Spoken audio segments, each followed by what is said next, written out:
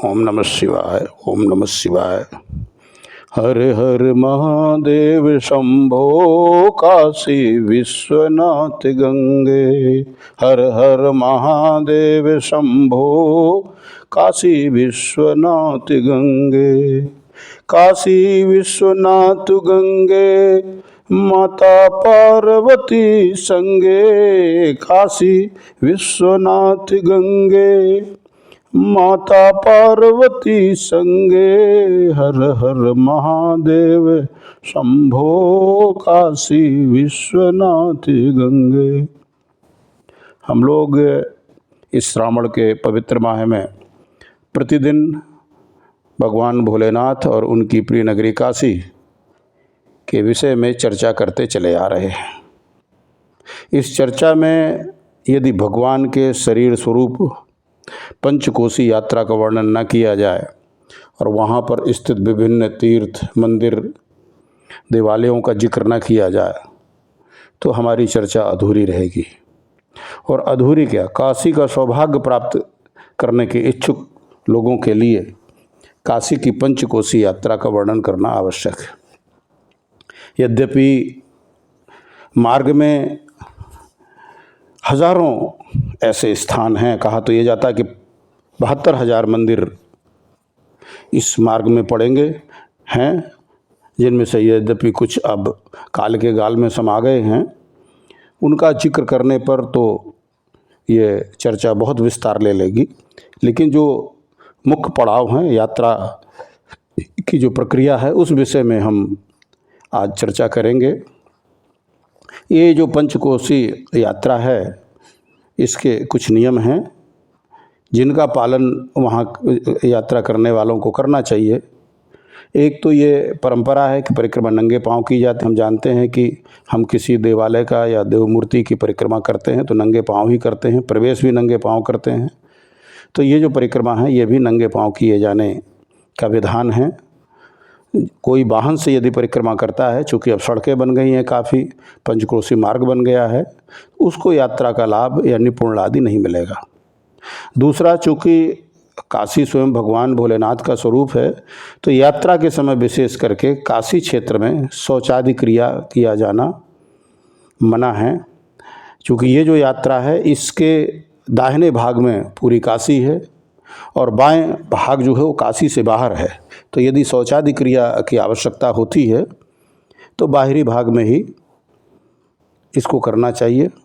और परिक्रमा के समय भगवान शिव और माता पार्वती से संबंधित भजन कीर्तन मंत्र आदि का जाप करना चाहिए। कुछ यात्री जिनको सामर्थ्य परमात्मा ने दी है, जिनके मनोकामनाएं प्रबल होती हैं, बड़ी होती हैं, या मनोकामनाएं जिनकी पूर्ण हो चुकी होती हैं, उस संपूर्ण परिक्रमा दंडवत भी करते हैं। और ऐसा हम लोग कई तीर्थों में ये प्रत्यक्ष देखते हैं कि श्रद्धालु दंडवत भी परिक्रमा करते हैं। जो साधु महात्मा हैं, संस्कृत के आचार्य हैं, उस शिव महिमा स्तोत्र, शिव तांडव और रुद्राष्टक का भी यात्रा के समय सस्वर गायन करते हुए परिक्रमा करते हैं।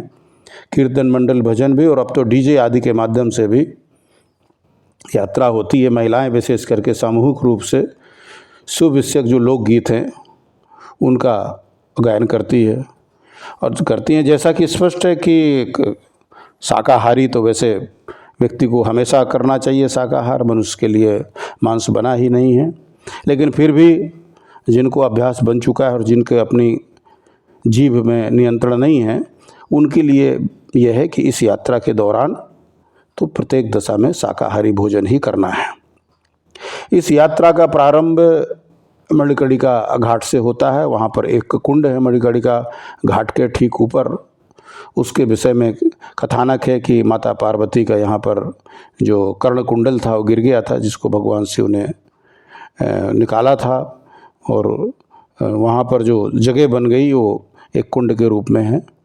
तो संध्या के समय सायंकाल लोग इस मणिका घाट के कुंड से जल लेकर के यात्रा का प्रारंभ करते हैं और कुछ लोग 80 घाट से भी यात्रा प्रारंभ करते हैं।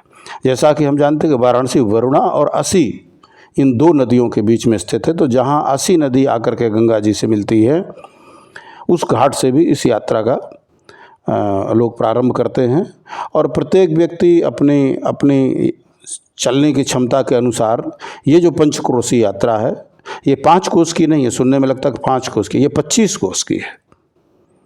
ये इसके 5 पड़ाव हैं, इसलिए इसको पंचक्रोशी कहा गया। तो लोग इसको कोई 1 दिन में, कोई 3 दिन में, कोई 5 दिन में इस यात्रा को पूरी करते हैं। ये यात्रा यदि पुरुषोत्तम मास में की जाए तो और भी शुभ मानी जाती है और सौभाग्य से इस बार श्रावण के साथ में पुरुषोत्तम मास की युति है और इस समय यात्रा का अत्यंत ही शुभ ये काल माना जाता है। ये जो मणिकर्णिका कुंड है, ये छोटा सा कुंड है जलाशय का जो है, जो उसी जैसा हमने बताया कि घाट में स्थित है और कहते हैं कि ये जो गंगा जी हैं उससे भी प्राचीन है। चूँकि काशी नगरी बहुत प्राचीन है और हम आप सब जानते हैं कि गंगा जी को भगीरथ तपस्या करके लाए थे अपने पूर्वजों के मोक्ष के लिए। तो उसके पूर्व की ये हैं, यहाँ तक कि वरुणा और असी नदी को भी गंगा नदी से पूर्व की नदियाँ माना जाता है। उनकी पवित्रता और उनकी महानता भी वैसे ही है। तो ये जो मणिकर्णिका में स्थित कुंड है जहाँ से यात्रा प्रारंभ होती है, ये गंगा जी के आने से पूर्व का है। और ये कुंड जो है शिव, शक्ति और विष्णु, ये तीनों से जोड़ते हुए तीनों संप्रदायों के लिए अत्यंत महत्वपूर्ण माना गया है। भक्त यहाँ पर डुबकी लगाते इसमें और अंजलि में जल लेकर के यात्रा करने का संकल्प करते हैं। जैसा हम जानते हैं, जब भी हम कोई संकल्प करते हैं तो कुसा, जल, फूल, पुष्प, मुद्रा आदि रख करके हम संकल्प करते हैं। इस यात्रा का संकल्प किया जाता है और ये संकल्प एक तरह से कि हम यात्रा पूरी करके ही वापस होंगे, ये एक तरह से वचन है। अगर किसी के मन में कोई इच्छा है तो वो उस इच्छा पूर्ण के लिए भी इसी संकल्प के साथ अपनी कामना प्रकट करते हैं कि ये हम यात्रा इस आशय से कर रहे हैं, इस इच्छा की पूर्ति के लिए कर रहे हैं। और जब उनकी इच्छा की मनोकामना पूर्ण हो जाती है, और निश्चित रूप से मनोकामना पूर्ण होती है यदि व्यक्ति का विश्वास है और श्रद्धा है, तो आकर के फिर दोबारा यहाँ दर्शन करने की परंपरा है। इससे जो मैंने बताया कि यात्रा जो प्रारंभ होती है वो काशी विश्वनाथ में के अंदर स्थित ज्ञानवापी के पास में व्यास जी का एक स्थान होता है, जहाँ से लोग व्यास जी का से संकल्प कराते थे। वहाँ के बाद चूँकि संकल्प कराने का जो प्राविधान है वो ब्राह्मण है और जो उस परिसर के जो थे वो व्यास जी हैं। अब तो चूँकि जो कॉरिडोर बनाया गया है तो वहीं पर व्यास जी का कभी आवास हुआ करता था ज्ञानवापी के ठीक सामने, और उन्होंने ब्रिटिश पीरियड से ही बाबा विश्वनाथ के मंदिर की मुक्ति के लिए अदालत में जाकर के संघर्ष किया है। लेकिन अब वो स्थान वहाँ से विस्तार की दृष्टि से हटा दिया गया है। सरकार ने मुआवजा दे करके बहुत से ऐसे वहाँ पर जो जीर्ण शीर्ण मंदिर या अनधिकृत रूप से लोगों ने कब्जा कर लिए थे या कुछ लोगों के आवास भी थे, वो वहाँ से हटाए गए हैं, सबको संतुष्ट करने के बाद। ये जो यात्रा है इसके 5 पड़ाव हैं, क्योंकि ये यात्रा 25 कोस की है। तो जैसे हम 50 मील या करीब करीब पूरा मार्ग जो है 80 किलोमीटर के मार्ग पर यह स्थित होगा। तो ये 5 पड़ावों से होकर के गुजरती है। उन पड़ावों पर धर्मशालाएं बनी हुई हैं जो निःशुल्क है, और ये बड़ा प्राचीन मार्ग है, क्योंकि इस मार्ग में जब आप चलेंगे तो जगह जगह पर पत्थर लगे हुए जिसमें सूचना पत्र लिखा हुआ है कि इतनी दूरी हुई और ये पंचकोशी यात्रा मार्ग, इस तरह से आपको लिखा हुआ मिलेगा। ये जो दूरी है, जब पहला पड़ाव मणिकर्णिका से कर्दमेश्वर मंदिर, कहते हैं कर्दम ऋषि ने इस मंदिर की स्थापना की थी, 3 कोस की दूरी पर है। जो 1 कोस से करीब 3.2 किलोमीटर होता है। चूँकि ये सारी प्राचीन यात्राएं हैं इसलिए हम कोस में ही इसकी दूरी बता रहे हैं, लेकिन 3.2 किलोमीटर 1 कोस से मल्टीपल कर लेंगे, गुणा कर लेंगे तो इसका वास्तविक यानी 3 कोस का मतलब लगभग 9 किलोमीटर। फिर कर्दमेश्वर से भीमचंडी स्थान है, इसकी दूरी 5 कोस है, जो दूसरा पड़ाव है। तीसरा पड़ाव भीमचंडी से रामेश्वर है, रामेश्वर मंदिर, वहाँ पर रामेश्वर ज्योतिर्लिंग है। और बिल्कुल जिस तरह से दक्षिण भारत में रामेश्वर का ज्योतिर्लिंग है, भगवान श्री राम द्वारा स्थापित इसी प्रकार का ज्योतिर्लिंग है। और यहाँ भी ऐसा कहते हैं कि जब भगवान राम आए थे तो उन्होंने यहाँ पर ज्योतिर्लिंग की स्थापना की थी। वहीं पर राम, लक्ष्मण, भरत, शत्रुघ्न चारों भाइयों की प्रतिमाएं भी स्थापित हैं। तो भीमचंडी से रामेश्वर की दूरी 7 कोस है। फिर रामेश्वर से शिवपुर की दूरी 4 कोस है। शिवपुर नाम का एक मोहल्ला भी है काशी में। शिवपुर से कपिलधारा, कहते हैं यहाँ कपिल ऋषि आकर के रुके थे, उनका यहाँ पर एक सुंदर प्रतिमा भी बनी हुई है। इसकी दूरी 3 कोस है। और फिर कपिलधारा से मणिकर्णिका पुनः 3 कोस की दूरी पर है। इस प्रकार से ये 25 कोस की यात्रा है। पंचकोसी भी कहते हैं इसको और पंचक्रोशी भी बोलते हैं। तो ये 5 पड़ाव इस यात्रा में पड़ते हैं। मार्ग में जो धर्मशालाएं हैं बड़ी बड़ी, वो निःशुल्क हैं, वहाँ ठहरने की व्यवस्था है। और करीब 25-30 हज़ार लोगों को भी अपने जगह, स्थान पर जगह देने में उनके सामर्थ्य। इससे ये अंदाज़ लगाया जा सकता है कि कितनी अधिक मात्रा में एक समय रहा होगा जब धार्मिक यात्रा होती रही होगी। अब तो इतनी अधिक संख्या में लोग चलते हुए नहीं दिखते हैं, लेकिन किसी समय इनकी क्षमता को देख करके ये लगता है कि इतने अधिक लोग यात्रा करते रहे होंगे। यात्रा के मैंने कुछ नियम बताए थे, शेष सब अपने आप समझे जा सकते हैं कि कहीं रेस्टोरेंट आदि में भोजन नहीं करना चाहिए, चूँकि वो सब शुद्ध नहीं रहता है। ज़्यादातर यात्री अपना खाना स्वयं बनाते हैं और खाते हैं। कुछ उपवास करते हैं, कुछ फलाहार लेकर के चलते हैं। तो इस तरह से है। साथ ही जो ये 5 पड़ाव हैं, हर पड़ाव में जलकुंड हैं, जिससे कि यात्री स्नान कर सकें, अभिषेक कर सकें। और इन 5 पड़ावों पर एक परंपरा है कि लोग अपने साथ 5 सुपारी लेकर के आते हैं जो अर्पित करते हैं। शेष अन्य वहाँ पर प्रसाद और ये सब चढ़ाने की आवश्यकता नहीं है। इच्छानुसार लोग 5 सुपारी या अक्षत भगवान को कच्चे चावल समर्पित करते हैं और आगे बढ़ जाते हैं।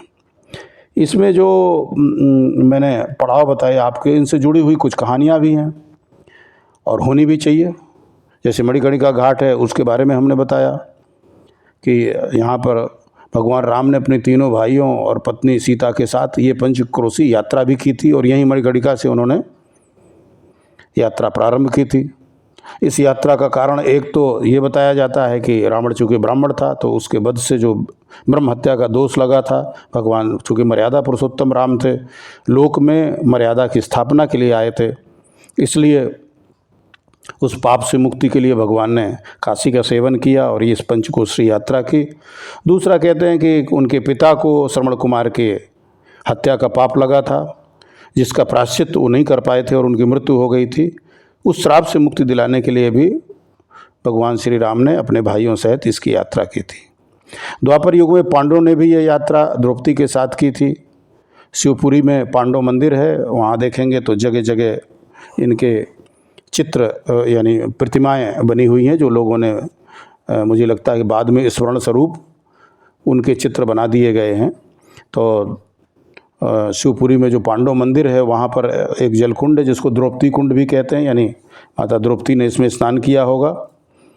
तो अज्ञातवास जब पांडवों का चल रहा था, जो दूतगीड़ा में हारने के बाद जो उनको अज्ञातवास मिला था, उसी दौरान उन्होंने यहाँ की यात्रा की थी। दूसरा जो महत्वपूर्ण स्थान है, एक लुलारक कुंड है जो 80 घाट के पास में है।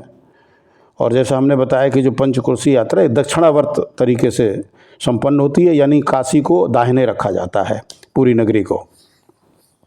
और इसलिए इसमें करते समय सारे मंदिर भी दाहिनी तरफ मिलेंगे, सारी धर्मशालाएं बाईं तरफ मिलेंगी। क्यों? क्योंकि काशी में मलमूत्र त्याग नहीं करना है तो धर्मशालाएं बाईं तरफ मिलेंगी, क्योंकि वहाँ आदमी ठहरेगा तो वहाँ शौच वगैरह भी जाएगा। और मंदिर और सारी चीज़ें दाहिनी तरफ मिलेगी। तो ये जो क्षेत्र है पूरा पवित्र माना जाता है, इसलिए यहाँ पर शौचालयों की पाबंदी भी है बनने की। लेकिन जो लोग यहाँ पर निवास करते हैं, चूँकि दाहिनी तरफ लोग भी रहते हैं, उनके घरों में शौचालय है। अब तो सरकार बनवा भी रही है, क्योंकि युग परिवर्तन के अनुसार कुछ चीज़ें परिवर्तित हो जाती हैं। लोग बताते हैं कि इन काशी खंड में वर्णन भी मिलता है कि इस यात्रा मार्ग में जो ये सीमित क्षेत्र है 25 कोस का, करीब 3,65,000 से अधिक मूर्तियां कभी हुआ करती थी। ये जो लुलारा कुंड है 80 घाट के पास में, हमने बताया यहाँ पर लोग संतान प्राप्ति के लिए स्नान करते हैं और बहुत भीड़ होती है। बहुत प्रशासन को बहुत ही व्यवस्थाएं करनी पड़ती हैं और यहाँ स्नान करने के बाद वो वस्त्र छोड़ करके आने की भी परंपरा है। यानी जो वस्त्र पहन करके हम स्नान करते हैं, नवीन वस्त्र बदल करके पहने हुए वस्त्रों को हम वहीं छोड़ देते। माना यह जाता है कि हमारे साथ यदि कोई बुरा प्रभाव, ग्रह, नक्षत्र, प्रेत आदि या सांप है तो इसी के साथ मुक्त हो जाएगा और हमें पुत्र रत्न की प्राप्ति होगी। जो कर्दमेश्वर मंदिर का पड़ाव है, जैसा हमने बताया, यहाँ पर घंटियाँ लटकाने की परंपरा है। मंदिर का दरवाज़ा अनेक घंटियों से घिरा हुआ है और यहाँ के शिवलिंग की स्थापना कर्दम ऋषि ने की थी। और यहाँ की जो दीवारें हैं उसमें संगमरमर की दीवारों में काले रंग से रुद्राष्टक और शिव तांडव स्तोत्र भी लिखे हुए। यहीं पर एक खंडवा नाम का गांव भी है। अगला पड़ाव जिसका जिक्र हमने किया भीम चंडी मंदिर का है। वहाँ पर चंद्रकेश्वर महादेव का शिवलिंग स्थापित है।